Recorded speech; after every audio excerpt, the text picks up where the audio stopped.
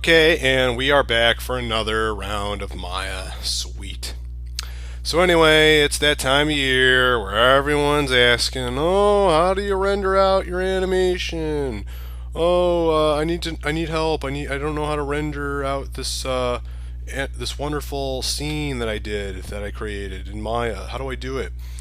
Alright, so it looks like we'll have to show everyone how to batch render your final animation in Maya. So this is a scene that I have kind of spent maybe like an hour on just setting up. It's nothing extraordinary. It's really kind of bland and boring, but at the same time it's something for demonstrative purposes to show like, okay, so we have this phenomenal scene that we've spent hours and hours on trying to perfect and adding on so many kinds of details, bump maps, spec maps, normal maps, and all that glorious jazz. And now we have finally completed this wonderful scene. And now I want to do a fly through and render it out so I can put it on my demo reel.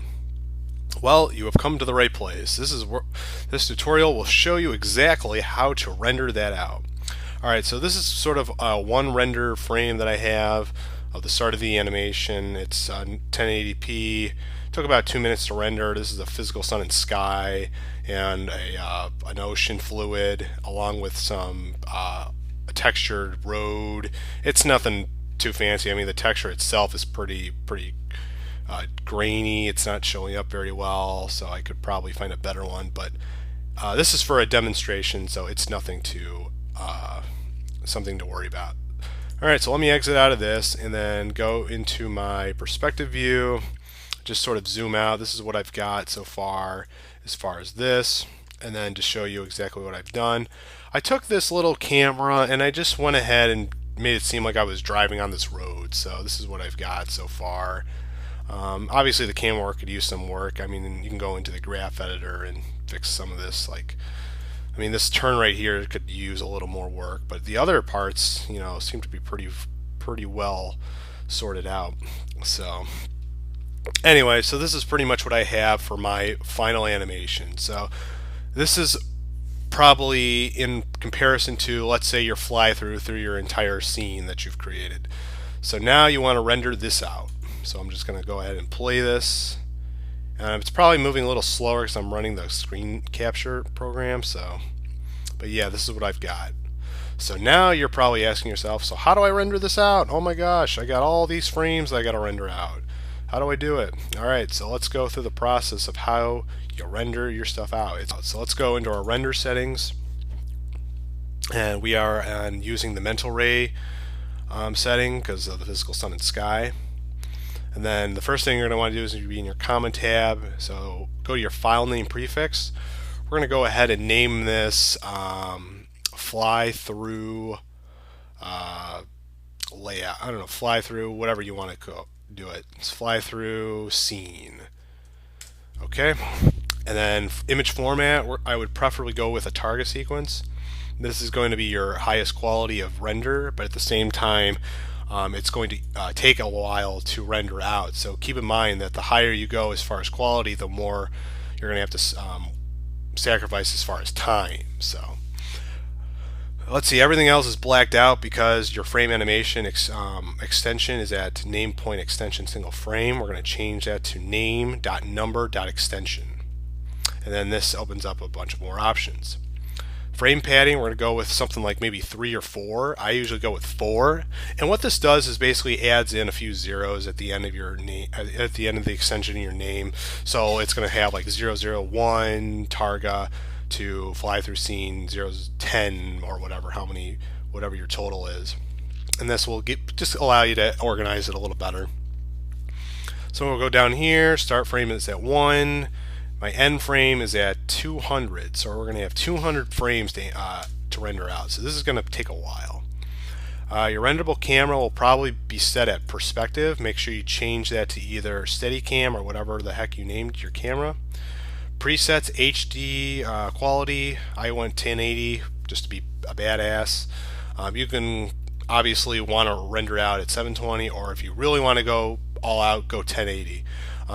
My saying is, obviously the common saying is go big or go home. So So 1920 by 1080, this is definitely going to eat up a lot of time as far as render, but you know what, it's all worth it, because when you're going to show off something that is obviously a work of art that you've created, you're going to want to show it off at the best quality. So passes you can skip. Features, we'll go in here, just kind of see exactly what we have. Global illumination is on, because I have I have some special settings like photons and emit caustics. So let's see, caustics you don't need on. Final gathering I have on, you can probably turn that off. Shadows I have on, so that's probably what's going to eat up a lot of our time.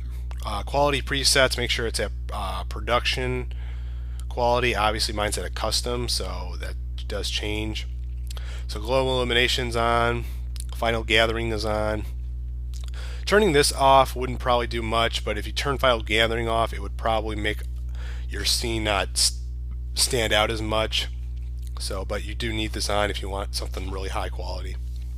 So anyway, so once you have those set and done with, then you're going to want to set your project. Now, right now it's set to my desktop or my downloads folder, which I don't want to do that. I want this to render out in a specific folder on my desktop. So we're going to go over to File, and then we're going to go to Set Project. So we'll go to my desktop here, and then we'll just make a new folder called, let's see, Render Targa Sequence, or whatever the heck you want to name it. And then we're going to set this to that project. Now it gives you a little window here saying, hey, you know, this doesn't seem like a real this doesn't seem like a very normal place to render this out at. They want you to either select a different location or create a default workspace. Just create a default workspace, and then it should work. So now when we go to our render settings here, path, users, desktop, render, target sequence, images. So now we know exactly where this is going to render out and how it's going to render out. So it's going to be a target sequence, 201 rendering at 1 frame to 200. So it's 200 frames. It's going to be a long time. So depending on how good your computer is, this could definitely this could vary in time. It could either take as little as an hour to 5 hours, depending on various options, obviously. So okay, so once you have all this set up and you have everything in your scene and your camera ready to go, you are ready to render.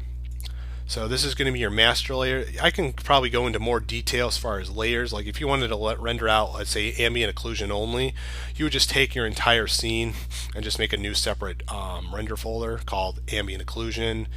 And I can probably go over that in another video. In fact, I've already even covered it in a previous video, so you can go ahead and go check that one out. But as far as maybe like a shadow pass of any sort, I could probably cover that one, but I'll do that for another video. So, but other than that, once you have all those settings set and ready to go, you are ready to render your animation. So you're going to go into your render settings. Go ahead and make sure you save your file before you render. So save scene, because you always want to save, even if it's just a different version. In fact, go ahead and save a different version, because you know something happens. If let's say the file crashes and it gets corrupt, you can go back and have a more recent file than having to restart all of this again. So alright, so last and final step is go to render, batch render, and there you go, and click. So then once you have that set, go to your script editor, and then right here you'll see this something called rendering with mental ray, and this will give you a basic idea of how long it's going to take for your animation to render. So it go from like 0%, and then once it goes to 100, that's going to be 1 frame. So we'll see how long it takes just for it to render out 1 frame. Okay, so it took a while just to render 1 frame because my computer isn't necessarily the fastest thing in the world. It's only got 2 gigs of RAM. So, but this is what you get. So once you have done it right, you'll see a series of target images of your animation. So you'll have something like this, The reason why the sky isn't showing up is because I have it on an alpha channel right now. So, but what you would do is you would go into After Effects. And in fact, let me go ahead and just open that up for you. Okay, so you open up After Effects, close that out. You're going to create a new composition. Name it whatever the hell you want. Sample. Let's see, HD 1080, 24 frames per second. That's good. Duration, we'll just go with, I don't know, 100 or something. So 0 to 100. Okay, and then once you have that, you're going to go ahead and go to File, Import Files. And then you're going to find exactly where you rendered out your target sequence. Go to Image, and then you're going to select the first frame of your target sequence, and then it's going to recognize, hey, it's a target sequence. Do you want to import this one frame, and then we can import the rest of them? Yes. And there you go. So pre-multiplied, matted with color, we can just go ahead and go with that, and then we'll drag this into the scene here. Now this is obviously just one frame, but you know, with everything else you would have like a huge target sequence. So let me just drag this over here. I don't know why it's not going anywhere. It doesn't want to move, so I'll just have to drag it like this. Now my sky isn't showing, so I think what I'll have to do is see about changing that. There we go. So now my sky is showing. I just had to go in and choose red RGB straight, and then my sky renders out. So, and then you just render this out of After Effects. So you just go to Add to Queue Render, Output Module, all these settings, and Sample, and where to save it to. So, but that's pretty much it as far as rendering out your animation from Maya to After Effects. So if you have any questions, let me know. I'll probably go ahead and do a separate video for doing, like, let's say a shadow pass, because that's something a lot of people probably are going to need as far as importing shadows into After Effects as well. So, but I'll do that for another video. So until next time, thanks for watching, and I hope this was helpful, and let me know if you have any questions. So, all right, enjoy.